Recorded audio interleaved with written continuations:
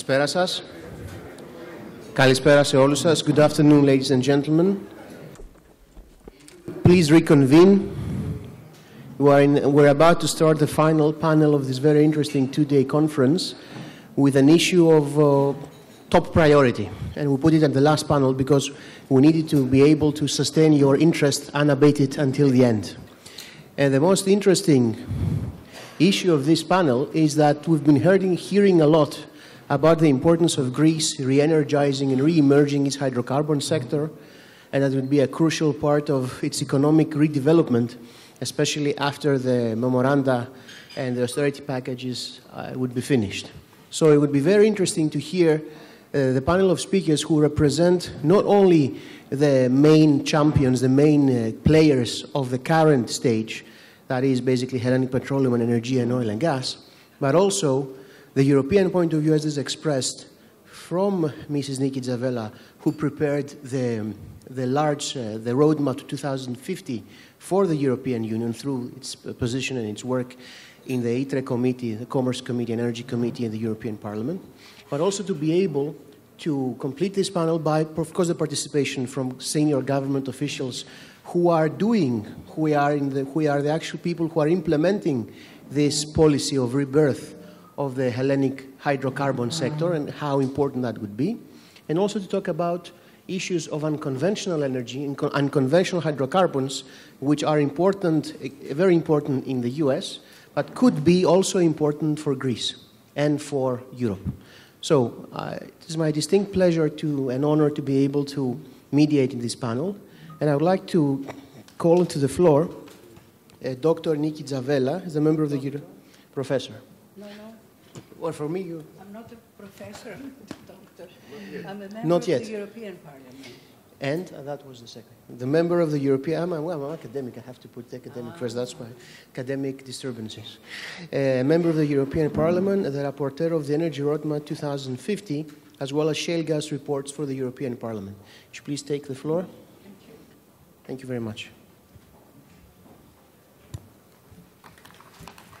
Dear friends, I would like to thank the International New York Times for the invitation to speak at this very interesting conference, and also to thank the organizers for including me for the second time, the second year, for this Energy Forum.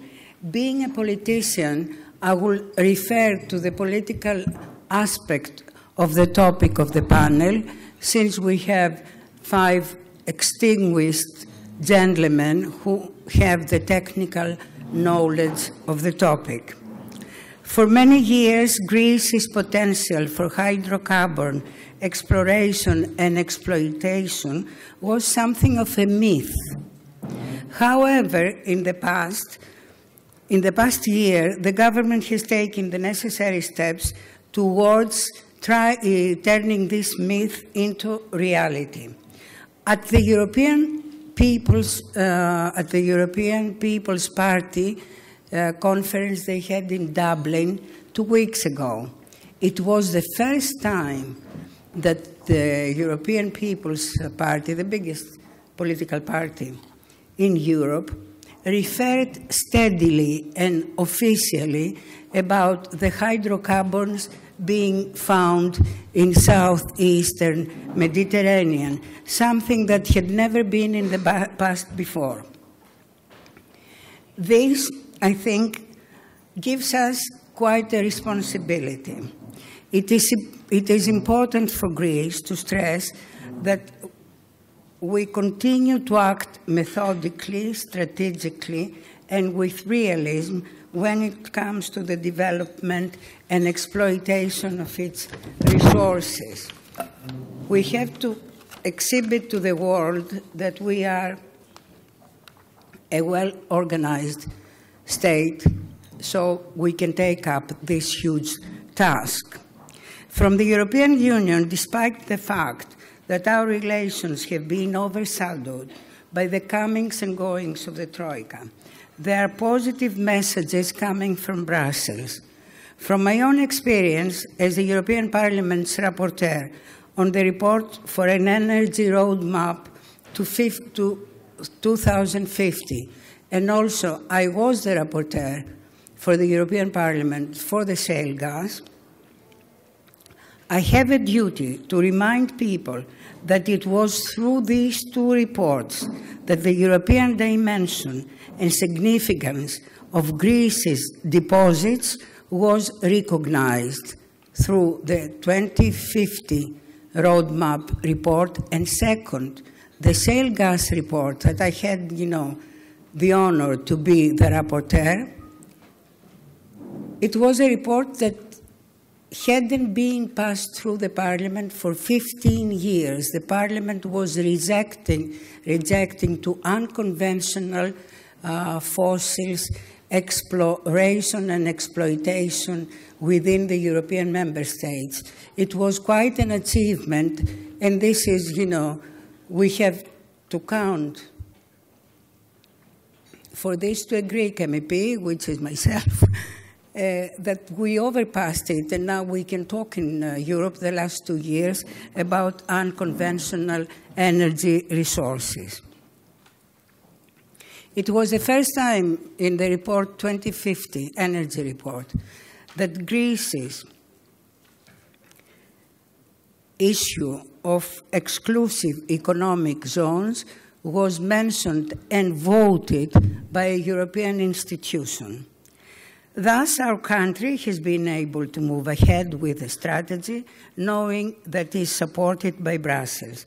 Specifically, the report recognizes the emerging interest in the exploration of oil and gas fields in the Mediterranean Sea, which is the issue that is important to us at this panel. We had very important messages from the European Union that are not to be underestimated in terms of the formulation of political strategies. Following on from these encouraging messages from Brussels, Greece was also handed another significant victory last December with regards to the Saint-Denis Consortium's decision in favor of the TAP pipeline. This further enhances Greece's role on the global energy map, and it sends a strong message to the international community that faith in our economy is being restored, and foreign investors are ready to invest in Greece. The broader picture is that Europe is currently formulating its energy and climate policies for 2030, and the crisis in Ukraine is yet again fueling discussions about how the European Union can improve its energy security and ensure that all member states have the appropriate energy diversity of suppliers and sources. Within the European Parliament, I have been a strong proponent that Europe needs to look to its own indigenous resources, including unconventional sources. Specifically, the development of indigenous resources will lead to the emergence of new trading hubs in the EU and new spot markets for gas and electricity, thus presenting a real opportunity for the EU and the member states to determine their own energy prices, including at the regional and local level. This concept is particularly significant for Greece and highly relevant, especially after the TAP decision. Already, we have become an important transit country. We should look to enhance our position. In the European Union's list of projects of common interest for energy infrastructure, there are currently 12 projects that are relevant to Greece. Two of these projects provide an important role for Crete. To Greece's south, Crete could become an important energy crossroad and an important energy hub for the Aegean Islands. To the north, with all the developments and prospects for LNG, the TAP pipeline, as well as the future potential of the Ionian, I see Thessaloniki as an important regional trading hub for the European Union. Southeast Europe needs its own trading hub that can set regional prices, particularly in these times of economic hardship. This region is the one suffering the most. Having the ability to set out our own energy prices in the Southeast will be a huge boost for the growth of our industries, and it will have positive implications on the everyday lives of the ordinary citizen who has been paying the highest energy prices in all of Europe. Why do I mention Thessaloniki? We always say Thessaloniki is the center, the center. This is a very realistic proposal, believe me. I have thought about it. I mention Thessaloniki not only for its geographic location and the fact that it is the third largest cargo holding area in Europe after Frankfurt and Heathrow. Thessaloniki is also a city of great cultural and historical significance for us and our neighbors. Automatically, the idea of a trading hub becomes more acceptable given the cultural ties. I imagine Thessaloniki as the main trading hub in Southeast Europe, with another two virtual hubs, if we can think about it, Sofia and perhaps Ankara, for the business market, for the business world. Until now, our neighbor Turkey has been promoting itself as a new energy hub and also route, transferring energy from south, east, and north. And I would say that Europe already has one monopoly, namely Russia's Gazprom. And as Europeans, we ought to be wary about creating another transit monopoly if it is only Turkey. As I said before, we need a real solution to energy poverty, energy pricing, and energy costs in Europe's southeast. And for me, this has to come from within Europe and not the neighboring countries. Finally, a word on the East Mediterranean gas pipeline, which is on the projects of common interest list. The launch of a feasibility study has been announced along with a call for tender. I think the timing of this announcement tells us a lot about the EU reaction to Ukraine.